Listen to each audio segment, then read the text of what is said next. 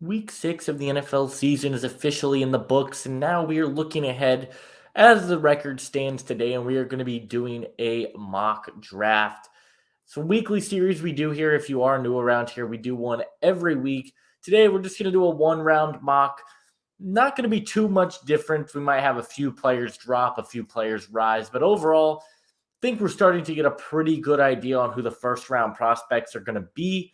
But before we get into this mock, be sure to hit that like and subscribe button. Really helps me out, really helps get this video in the algorithm and lets more people see it. Also, be sure to check out my Patreon page. For $5 a month, you guys will get exclusive access to my draft guide with nearly 500 players, scouting reports, evaluations, stats, the whole 9 yards. I highly recommend checking that out. And sign up for Underdog Fantasy using my code JWAX to get double your initial deposit. But let's start off with the New England Patriots here at number 1. A second straight week with the number 1 overall pick. And I do think that it is going to remain the same. I still think Travis Hunter is the number 1 pick. When you watch this Patriots team, there's two areas that they desperately need to improve in. Number 1, it's the offensive line. I like some of the offensive linemen in this class. I'm a Will Campbell guy. I think he's the top overall tackle. However, I get the pushback on him. The shorter arms could be a concern. Kelvin Banks has a little bit too many inconsistencies for me right now to take him here at number 1. That seems to be a pretty popular pick. I just can't get on board with it. Travis Hunter, though, I think fills two needs if you're the Patriots. Number 1, he gives you an extra receiver for Drake May. A lot of concerns about this receiver room coming into the season. I think Travis Hunter is instantly the number 1 weapon, but he also gives you flexibility if you want to play him at corner. I've said time and time again, I think he's a better corner than he is a receiver, but he comes in as he's going to be an elite player at either position that he plays, and I think he's the number 1 pick. So I'm going to take Travis Hunter to the New England Patriots. Then we are at number 2 with the Cleveland Browns, and I'm tempted to do something I haven't quite done yet on the channel, and that's experiment with the possibility of trades. And I think we're going to do that in today's mock draft because we do have the Cleveland Browns here at 2. And while I think there's a lot of ways that this could go, I think that a trade would make sense for this team. There's some good players on the board. I don't think there's anyone that you feel like you have to have. I think you could get an offensive lineman because you are stuck with Deshaun Watson. Like, you could draft a quarterback here. Are you going to play him? Ownership doesn't seem to want to move off of him. They seem to be claiming he gives them the best chance to win, which nobody actually believes that. So if you're going to stick with Deshaun Watson, which I think is the wrong decision, why not trade back? So, I mean, you could talk yourself into a few of these teams potentially trying to move up. I think the big one here is going to be the Raiders at 11. They're a team that would make sense. The Giants at 12. Maybe you get, a team like that. But I don't know. I don't know if any of these quarterbacks are good enough to jump up in this class for. That's the other issue that you run into. So I am going to stick with the quarterback, though, for Cleveland. I think Shedeur Sanders is starting to separate himself as the top quarterback in the class. Him and Cam Ward, to me, 1A, 1B. Shedeur Sanders' accuracy, control over the football, and just in-game management and the confidence that he plays with, I think is next level stuff that none of the other quarterbacks in this class are really bringing to the table. He's one of the most accurate quarterbacks. The mechanics still a little bit inconsistent from time to time, but I think he makes a lot of sense. I think he will end up probably in Vegas, especially with Tom Brady buying the team. But for now, I think I'm going to stay away from trades in this one primarily. We might do a all trades mock draft next week or one with trades, but I'm going to stick with Shedeur Sanders at 2.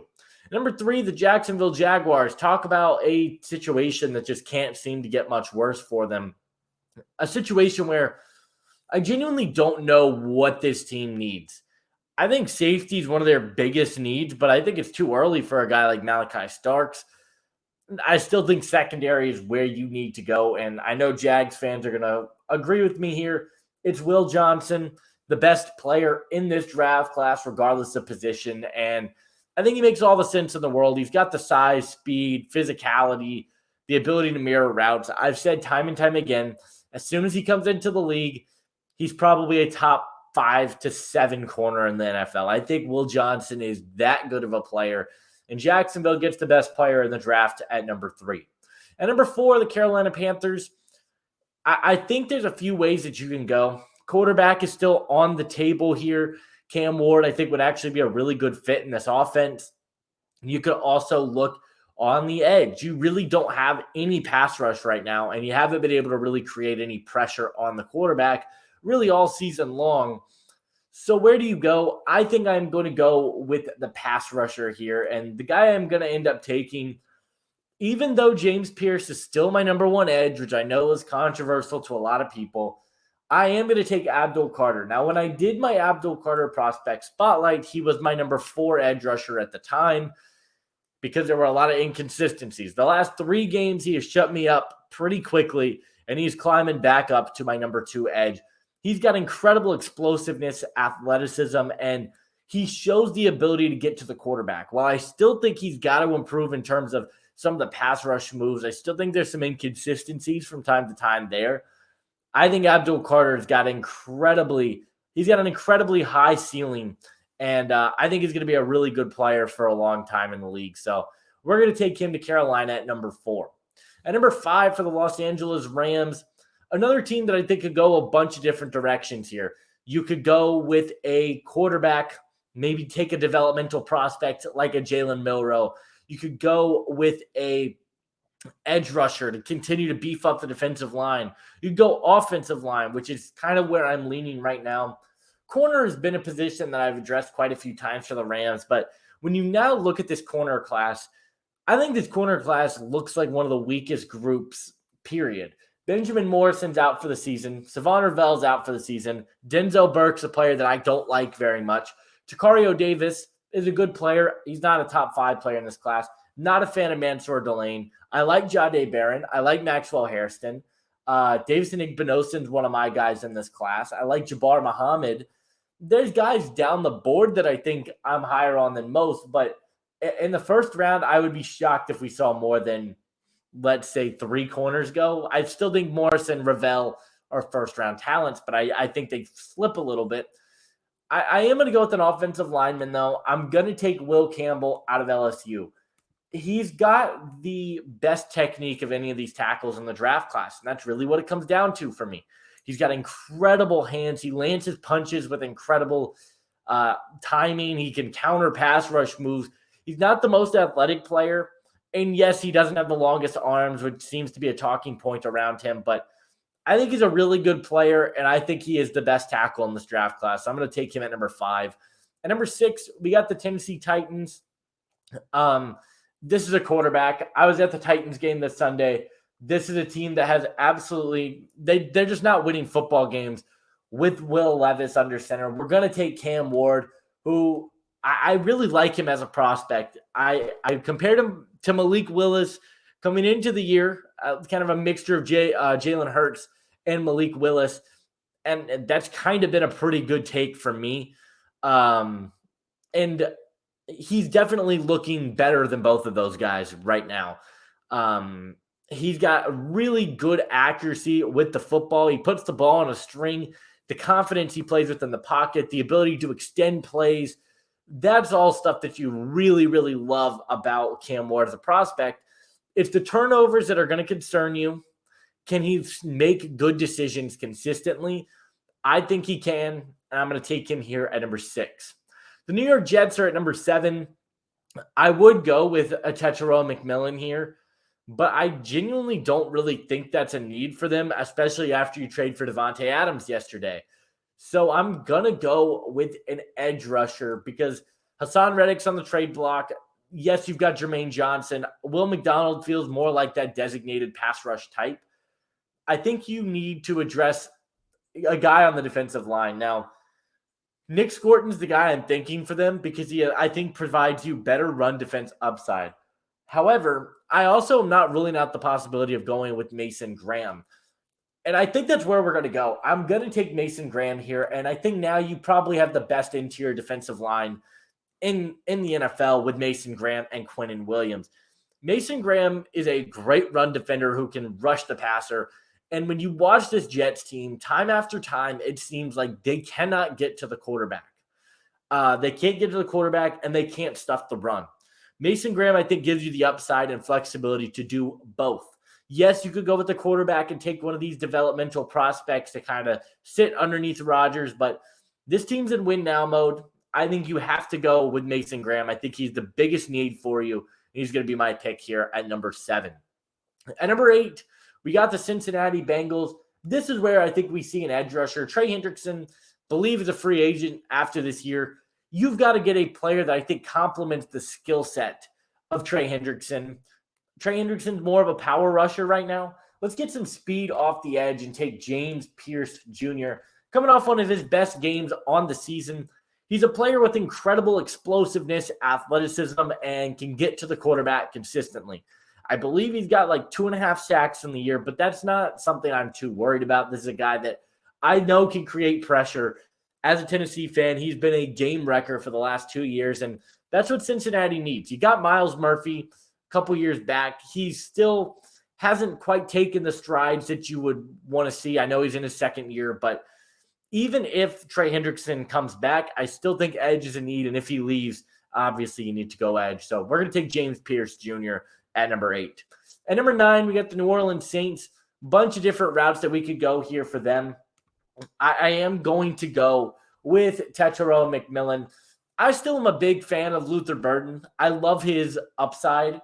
As a receiver, the ability to play in the slot, I think, is a good contested catch weapon as well. But the Saints team is really lacking in terms of, do they have a true number 1 receiver? Chris Olave is great when he's on the field. Do not get me wrong on that. But he's just been unable to stay healthy. He's dealt with concussions. And that's a big concern for a player that you drafted in the first round. McMillan, I think, gives you something that you don't have in this receiving room, and that's incredible size and incredible hands. This guy catches everything for you. I think he's a no-brainer here. He's probably going to be the top receiver off the board, and we're going to take him here at number 9. At number 10 for the Arizona Cardinals, I do think that this team has to address the defense in some way, shape, or form. I do like some of the interior prospects that are on the board.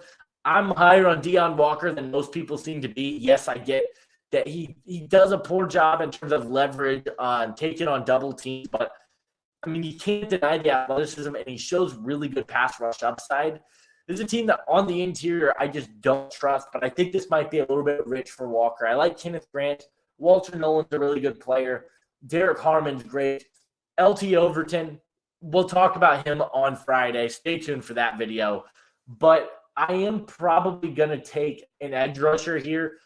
This is a great edge class, and this is probably the highest we've had the 3 edge rushers going, but I'm going to take Nick Gordon out of Texas A&M, the youngest player in this draft class. He's 6'5", 280 pounds, can play in virtually any defensive scheme for you, but I think he works best with his hand in the dirt almost. He's been a really athletic player, can drop into coverage, can defend the run really well. And for a Cardinals team that I just don't trust their defense right now, I think Nick Gordon gives you a lot of upside and versatility. So we're going to take him there at number 10. At number 11, probably the easiest pick of the mock draft, we're taking Jalen Milroe to the Las Vegas Raiders. We talked about, I do think that they're probably going to try and trade up for Shadur Sanders. However, you've got to go quarterback. I don't see how you can go into next season with Gardner Minshew and with Aiden O'Connell and feel good about your chances. This team is really lacking in terms of that position. And Milroe, while he's coming off 2 of his worst games of the season, he's still showing incredible signs of improvement. You can't deny the athleticism, his ability to get the ball out of his hand incredibly quickly, the athleticism, the deep ball. He's got it all, and we're going to take him here to Vegas. I think he would be must-see TV on a pretty solid Raiders offense outside of the quarterback position. At number 12, we got the New York Giants. Man, this is a tough one. I think there's a few different options for the Giants. Obviously, you could go quarterback. Drew Aller is a player that I'm messing around with the idea of taking in the first round because I think he's looked that good this year. He's really impressed me. Quinn Ewers, I think is way too high for Ewers. I think it's too high for Beck right now as well. Nussmeier, probably going to pass on. You like the cornerback class here. Benjamin Morrison, I actually think will be a good fit here. Same thing with Savon Ravel. I don't think running back's a big need for this team, but I think I'm going to go a different route than I've gone for the Giants. Andrew Thomas goes down. He's been dealing with injuries. The right tackle position's kind of been a bit up and down anyways. With the slipping of the offensive tackles in this class, give me Kelvin Banks here at number 12 to the Giants. A lot of people think he's the best tackle in this draft class. He's really athletic, moves well for the position, can be a mauler in the run game. I get all the arguments. He's a great player. He's not my top tackle. The way the board kind of fell, I think it just made a lot of sense for him to go here. And he can play left tackle. I think he can swing out to the right side for you as well, though. He's really athletic. I think that would be a transition that would make a lot of sense. I'm going to take him there at number 12 for New York. At number 13, we got the Miami Dolphins, another team that I think has to go with an offensive lineman. Do you go with a tackle or do you look on the interior? It's kind of the question a lot of people are going to be asking, but I think I'm going to go with Ariante Ursary out of Minnesota. Really good player. He's really improved as a pass blocker from where he was last year. A lot of people compared him to Talise Fuaga from last year's draft class, a player that has really good run block upside, and he's really taken that next step to be an elite pass blocker. Been a really solid piece for that Minnesota offensive line. And for a Dolphins team that needs help on pretty much every position on the O-line, I think Ursary makes a ton of sense for them. I'm going to take him here at number 13. At number 14, we have the Seattle Seahawks. I like the Seahawks team. I think offensive line is still probably the top position. But when I look at the O-line class, I don't like Jonas Avainaya here at number 14. I love Tyler Booker. I have a first-round grade on him. I struggle to see any team realistically taking him in the top 15. And then Emory Jones has really taken a step back as well. Josh Simmons dealing with the injuries. I'm a lot lower on Cameron Williams than the consensus is. So there's just a lot of question marks that you can ask kind of down the board with this O-line class. So where is the next big need for this Seattle team? It's got to be the linebacker position. And I know it's a bit rich for the linebacker spot, but coming into the year, you look at the Mike McDonald defense. It was, what is this defense going to look like? How is he going to be able to really run the defense he wants to run when he doesn't have a great safety and he doesn't have the linebackers that he had there in Baltimore? I think he's lacking a lot of safety help and linebacker help. When you look at the linebackers, I do think Jalen Walker is probably going to be the first linebacker off the board. Really good athlete, can rush the passer. There's a lot to like about Walker. I think it might be a bit rich to go linebacker. So that's why I'm going to go with the other Georgia defender and take Malachi Starks. I think Malachi Starks, you could argue pound for pound, is a top 5 player in this draft class, regardless of position. Can play everywhere. Can play single high. Can play strong. Can play free safety. Can play in the slot. Really athletic. And there's a Seahawks team that you look at their safety room, and it's just one of the weaker groups. I like Julian Love, but I think Malachi Starks gives you better flexibility. He can be your Kyle Hamilton, where you can kind of put him in the slot and use him in a bunch of different ways. I really like that if I am a Seahawks fan. I know offensive line is where you'd want to go realistically. Just didn't think the board fell to favor them right now. So I'm going to go with Malachi Starks at 14. At number 15, we do have the Denver Broncos. I'm going to take Luther Burden. This receiving room is the worst, one of the worst in the NFL. Maybe up there with Pittsburgh. And that might be the list, to be completely honest. Maybe the Raiders are up there without Devontae Adams. But Luther Burden, I think, has kind of fallen to be like one of the more underappreciated players in the entire draft class.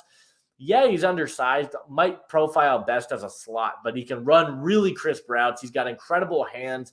He can win these contested catch balls, and he's got speed in the open field. I think there's a lot of unique ways that Denver could find to use Luther Burden in the offense. And outside of Cortland Sutton, nobody on that offense really threatens you to make a play. And I think Luther Burden is a must for this team. So I'm going to take him there at number 15.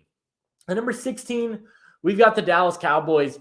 I mean, I probably am going to go with the same guy I have gone with. But, man, when you watch this team, the fact that they're just unable to really stop the run is a concern. I know I'm not going to go with an interior guy. It's a good interior class, but man, Kenneth Grant, I think, would be a really good fit for Dallas because of his ability to stuff the run. I would go receiver, but I think with kind of where you're at, you need more of a possession guy, a guy that's going to be that middle of the threat, maybe a slot even. Emeka Egbuka is a good player. I think 16 is a bit too high for him. I do think we're going to go with Ashton Genty. He's the best running back prospect probably since Saquon Barkley. I mean, find me a weakness in his game. The contact balance, the speed, the elusiveness. I mean, it's all there for him, and he's an upgrade over Rico Dowdle. So we're going to take him there at number 16, and I think that should be a no-brainer for Dallas if he's on the board for you. At number 17, we got the Philadelphia Eagles. Think they have to continue to address the pass rush that's been a big weakness for them this season. You thought you were going to get better play up front from Bryce Huff, and he really hasn't played up to that talent. I'm going to take Mykel Williams. The athleticism is just all there for him. The arm length, the quickness off the line. He's a good run defender as well. You're waiting to really see him take that big leap as a pass rusher. We haven't quite seen that from him, but I do think the upside is certainly sky high with him. He's probably got the highest ceiling to him and Abdul Carter of any of the edge rushers in this draft class simply due to his athleticism. I think he's a really good player. I'm going to take him here at number 17. At number 18 is the Chicago Bears.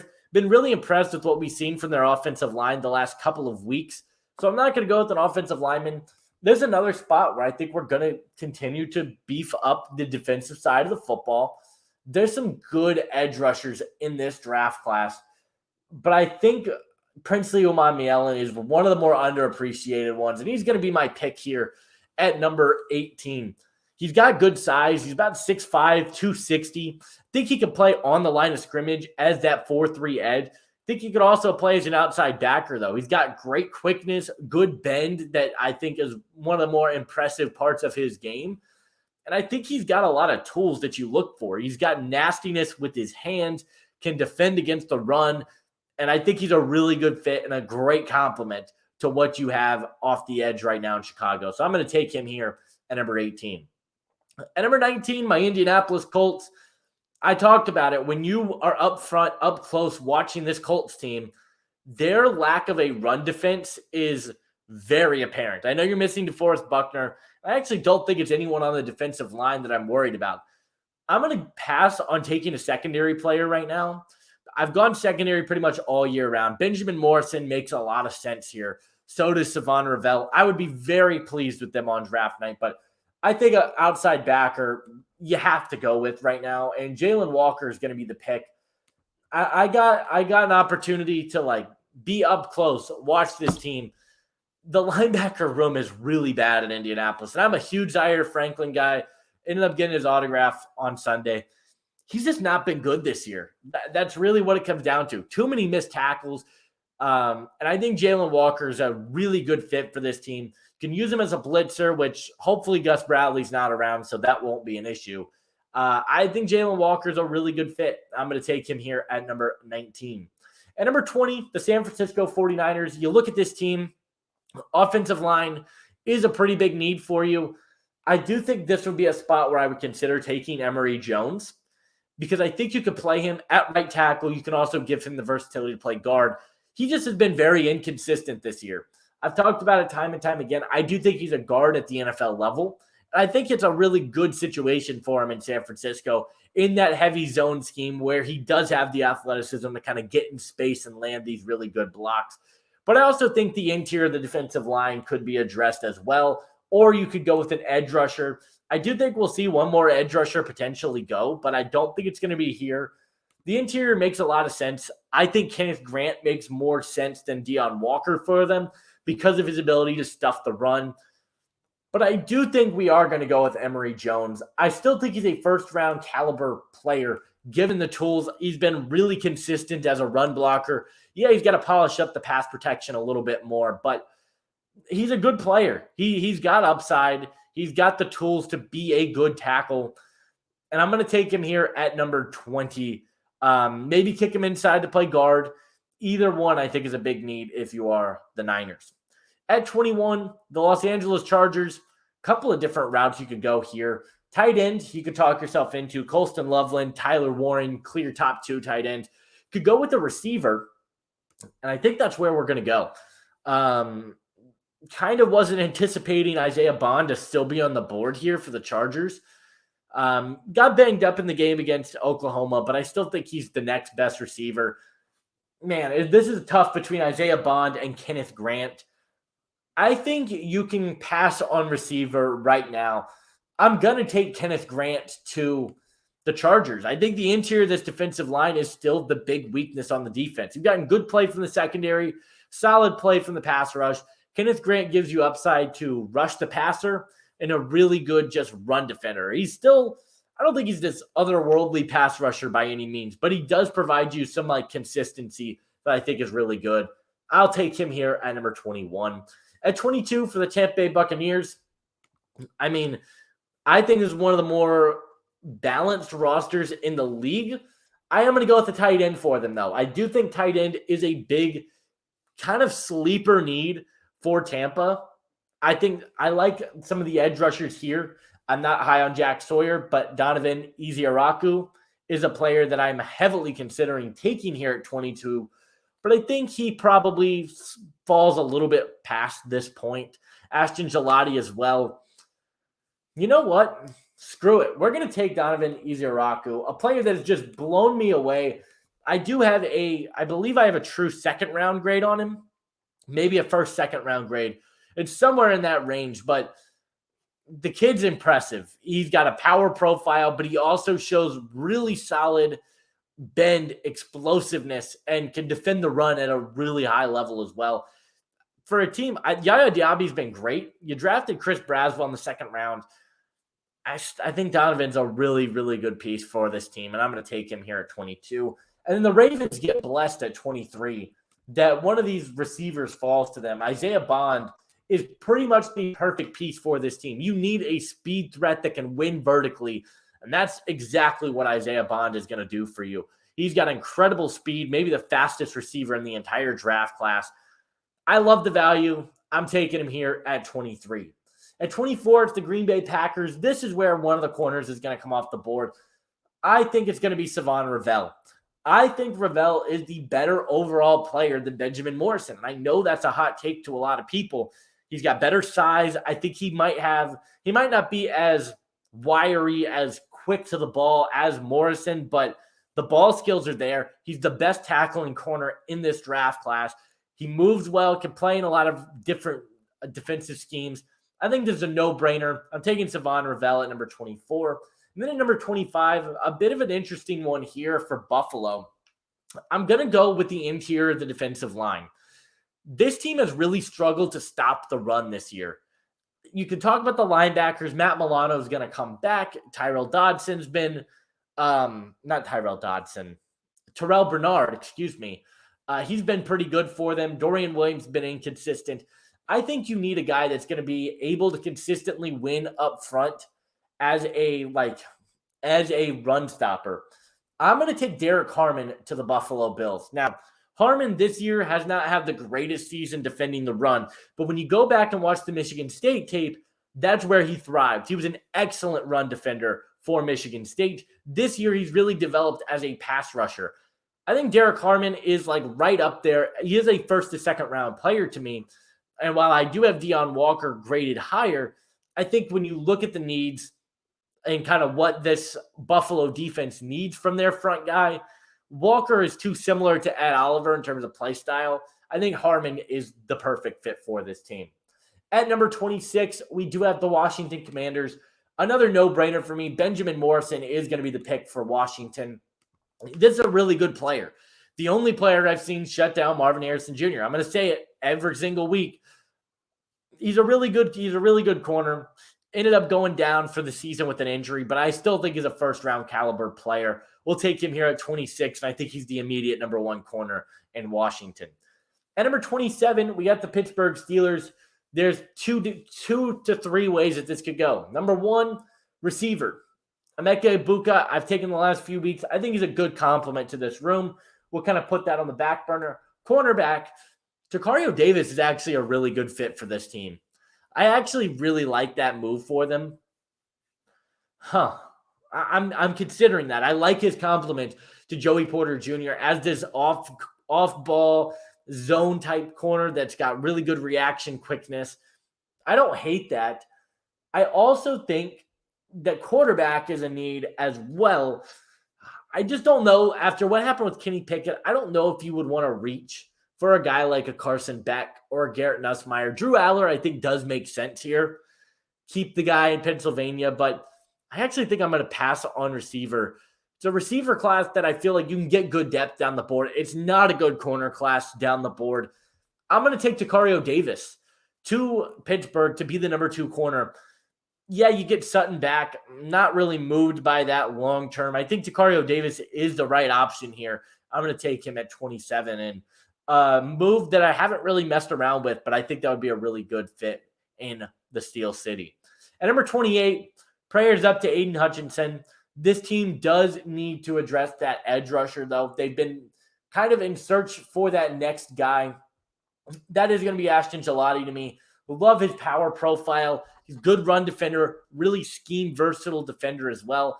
I've been higher on him than the consensus for the last couple of seasons, and I think I've seen him in some first-round mocks. I think he's a first-round to second-round type player. I think he's a perfect fit in Detroit. I'm going to take him here at 28. At 29, I think that's an unfortunate pick for if you're a Falcons fan, because you know how badly you kind of need an edge rusher. There's some guys here that I'm considering. Kyle Kennard, I think, could sneak into the first round, in all honesty. He's been that good this year. I think you could also talk yourself into Josiah Stewart.